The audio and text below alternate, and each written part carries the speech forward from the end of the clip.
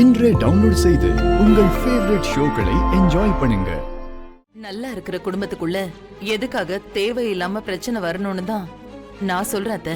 வீட்டுக்குள்ள பிரச்சனை வரக்கூடாதுன்னு நீ பயப்படுற, ஆனா நான் ஊருக்குள்ள பிரச்சனை வரக்கூடாதுன்னு நினைக்கிறேன். வீடா ஊரானா ஊரு தானே முக்கியம்.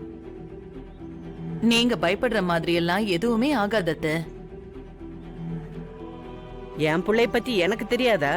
கல்யாணமாகி இத்தனை வருஷம் ஆச்சு. கட்டின பொண்டாட்டியவ இன்னும் அனிமூனுக்கு கூட்டிட்டு போக தெரியாது. என்ன பண்றது, எல்லாம் நேரம். பாட்டி, எதுக்கு இப்ப தேவையில்லாம உங்களுக்குள்ள வாக்குவாதம் பண்ணிட்டு இருக்கீங்க? வானதி, யார் பொறுப்புக்கு வரணும்னு நீ நினைக்கிற? பொறுப்பை யாரு வேணாலும் ஏத்துக்கிட்டோம் பாட்டி. ஆனா நீங்க சொன்ன மாதிரி அந்த முடிவை பெரிய மாமா தானே எடுக்கணும். பெரிய மாமா ஹாஸ்பிட்டல்ல இருந்து வரட்டும், அதுக்கப்புறம் அவரே சொல்லுவாருல்ல. அதுக்குள்ள அத பத்தி நாம இதுக்காக பேசணும். நம்ம குடும்பம் ஒத்துமையா இருக்கணும், அதுதான் முக்கியம். வானதி, அதையேதாம்மா நானும் சொல்றேன். இந்த குடும்பம் ஒத்துமையா இருக்கணும். ஒத்துமையா இருக்க நான் விட மாட்டேனே, அதுக்கு தானே நான் வந்திருக்கேன். அத்தை, அத பூ வந்துருச்சுல்ல, நீங்க போய் பூஜை பண்ணுங்க. வாங்க. சரி. ஏங்க, ஒரு நிமிஷம். நான் எல்லாத்தையும் பார்த்துட்டு தான் இருந்தேன். உங்களாலதான் இப்ப தேவையில்லாம பாட்டிக்கும் அத்தைக்கும் வாக்குவாதம் வந்துருச்சு. நான் என்ன பண்ண?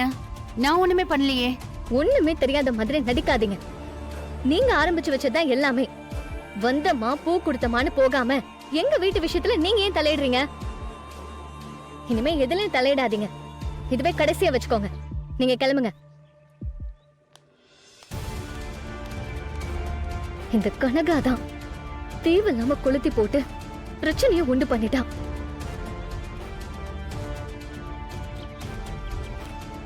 காரியத்தையே கெடுத்துட்டா.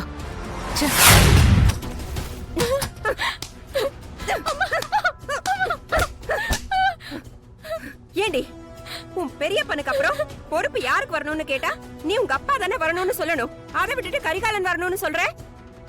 கரிகாலன் அண்ணா வந்தா சரியா இருக்கும்னு தோணுச்சு, அதான் அப்படி சொன்னேன். ஏண்டி, உனக்கு எவ்வளவு கொழுப்பு இருந்தா என்கிட்ட அடி வாங்கினதுக்கு அப்புறமும் அதையே சொல்லிட்டு இருப்ப. உனக்கு உங்க அப்பா வந்தா ஆகாதா? ஆகாதா? ஏய், என்னடி பண்ணிட்டு இருக்க? இவளே எதுக்கு புள்ளைய போட்டு அடிச்சிட்டு இருக்க? விடுங்க. உங்க குடும்பமே சேர்ந்து நம்ம பெத்த புள்ளைய நமக்கு எதிரியா மாத்தி வச்சிருக்காங்க. ஏய், தேவையில்லாத உளறிட்டு இருக்காத. அப்படி என்ன செஞ்சிட்டாங்க? உங்க அண்ணனுக்கு அடுத்து பொறுப்பு யாருக்கு வரணும்னு உங்க அம்மா கேட்டதுக்கு இவ கரிகாலன் தான் வரணும், நீங்க வரக்கூடாதுன்னு சொல்றா. ஏமா அப்படி சொன்ன? அப்பா, எனக்கு அப்படி தோணுச்சுப்பா, அதனாலதான்ப்பா சொன்னேன். அதுக்கு அம்மா என்ன அடிக்கிறாங்கப்பா. பாத்தீங்களாங்க எப்படி சொல்றான்னு? தோணுச்சாம்ல. எல்லாம் இந்த வீட்ல இருக்கிறவங்க சொல்லி கொடுக்கறதா. ஏய், சும்மா நீயா ஏதாவது ஒண்ணு சொல்லிட்டு இருக்காத. உனக்கு ஏமா அப்படி தோணுச்சு? கரிகாலன் அண்ணா உங்களை விட டேலண்ட்ப்பா, அதனாலதான் அவர் வந்தா நல்லா இருக்கும்னு நினைச்சு சொன்னேன். அது தப்பாப்பா? நம்ம பொண்ணு நம்மள எதுக்கும் லாய்க்கு இல்லைன்னு நினைக்கிறாளே. ஏண்டி, எவ்வளவு திமிரு இருந்தா இப்படி எல்லாம் பேசிட்டு இருப்ப? உன்னை இன்னைக்கு என்ன புள்ளைய சும்மா அடிச்சிட்டு இருக்க? சும்மா இரு. கல்யாணி, நீ போமா.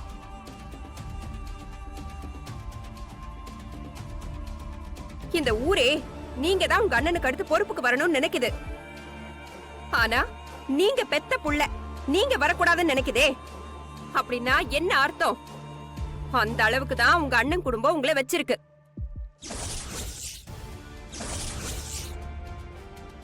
உங்க அண்ணன் உங்களுக்கு ஒண்ணுமே தெரியாதுன்னு சொல்லி சொல்லியே எல்லார்கிட்டயும் சொல்லி வச்சிருக்காரு. அத பார்த்து நம்ம பிள்ளைங்க கூட உங்களுக்கு ஒண்ணுமே தெரியாதுன்னு நினைச்சுக்கிட்டு இருக்கு. உங்க பிள்ளைங்க மட்டும் இல்லங்க, உங்க தங்கச்சிங்க, உங்க தங்கச்சி பிள்ளைங்க உங்களை அப்படிதாங்க நினைச்சிட்டு இருக்காங்க. இந்த ஊர் உங்களை மதிக்கிற அளவுக்கு கூட இந்த வீட்ல உங்களை யாருமே மதிக்கிறது இல்ல. இவ்வளவுதான் இந்த குடும்பத்துல உங்களுக்கு இருக்கிற மதிப்பு, மரியாதை எல்லாமே. இப்பவாவது இந்த குடும்பத்துல உங்களை எப்படி வச்சிருக்காங்கன்னு புரிஞ்சுக்கோங்க.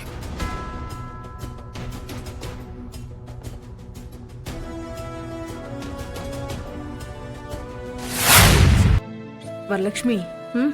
ஒண்ணும் இல்லாத பிரச்சனைக்கு ஏன் இந்த கல்யாணி அண்ணி இவ்ளோ கோவப்படுறாங்கன்னு தெரியல. ம். அவங்கள பத்தி தான் தெரியுமேக்கா உங்களுக்கு.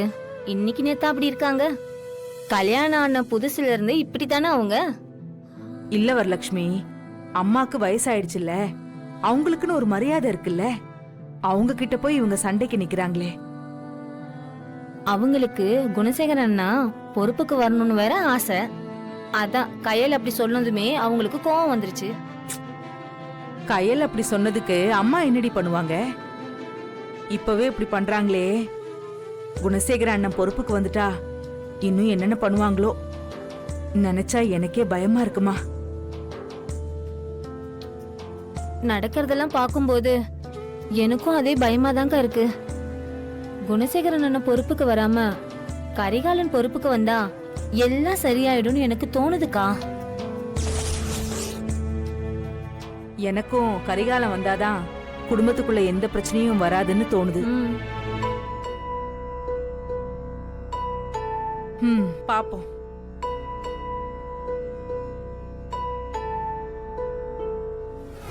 உங்க பிள்ளைங்க மட்டும் இல்லங்க, உங்க தங்கச்சிங்க, உங்க தங்கச்சி பிள்ளைங்க உங்களை அப்படிதாங்க நினைச்சிட்டு இருக்காங்க.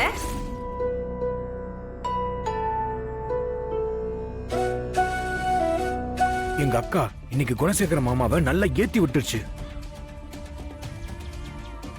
அப்படியா? என்னன்னு ஏத்தி விட்டாங்க? அவங்க பொண்ணு கையிலே கரிகாலம் தான் பொறுப்புக்கு வரணும்னு மாமா கிட்டே சொல்லிருச்சு. ஆமா, அத மாமனால ஏத்துக்கவே முடியல. கரெக்டா அந்த நேரத்துல எங்க அக்கா உங்க பொண்ணு மட்டும் இல்ல, உங்க குடும்பமே நீங்க எதுக்கு லாய்க்கு இல்லாதவன் தான் நினைச்சுக்கிட்டு இருக்குன்னு சொன்னதும் மாமாவோட முகமே மாறிடுச்சு. எப்பவுமே மாமா குடும்பத்தை பத்தி அக்கா தப்பா பேசினா பயங்கரமா கோவமாகி சண்டைக்கு வந்துருவாரு. ஆனா இன்னைக்கு எங்க அக்கா அந்த அளவுக்கு பேசியும் அவர் ஒரு வார்த்தை பதில் பேசல. ஒண்ணுமே பேசாம அப்படி உடைஞ்சு நின்னாரு. இது மட்டும் பத்தாது. உங்க அக்கா என்ன சொன்னாலும் கேக்குற அளவுக்கு உங்க மாமா முதல்ல மாறணும். அப்பதான் நீங்க என்ன நினைக்கிறீங்களோ அதெல்லாம் நடக்கும். அதுக்கு என்கிட்ட ஒரு வழி இருக்கு, அத நான் சொல்லட்டுமா? சொல்லு சொல்லு. நீ அப்படி ஏதாவது சொல்லுவந்தா உனக்கு போன் பண்ணதே. இப்போ நேரா உங்க அத்தை சுந்தரவள்ளி கிட்ட போய் நான் என்ன சொல்றேனோ அதை அப்படியே சொல்லுங்க. என்ன சொல்லணும்னு சொல்லு, சொல்லிடுறேன். அவங்க கிட்ட போய் குணசேகர மாமா முழுசா என் அக்கா கண்ட்ரோலுக்கு வந்துட்டாருன்னு நீங்க போய் சொல்லணும். அவ்வளவுதானே, சொல்லிட்டா போச்சு.